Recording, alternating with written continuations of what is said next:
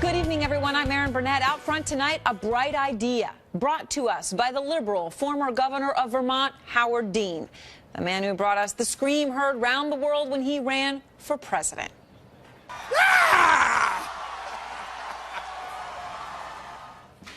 Dean says, let's face it, America, taxes need to go up for everyone.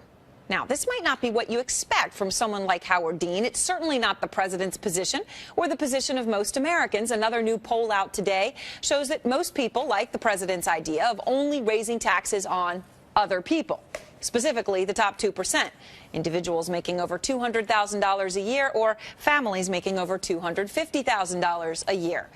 The problem is, according to the Congressional Research Service, the math doesn't add up.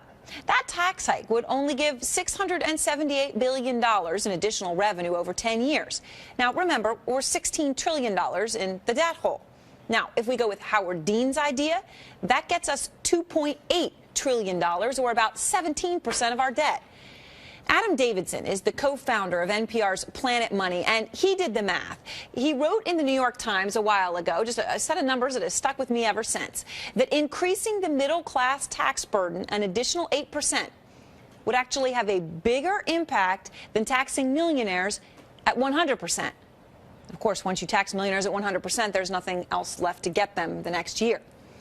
Even Bill Clinton agrees. Here's what he said at a conference I saw him at back in May. I think you could tax me at 100% and you wouldn't balance the budget.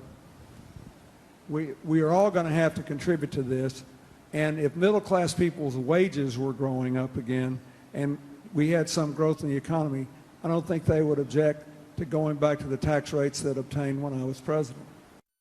With no breakthrough today in the fiscal cliff negotiations, could this be a starting point out front?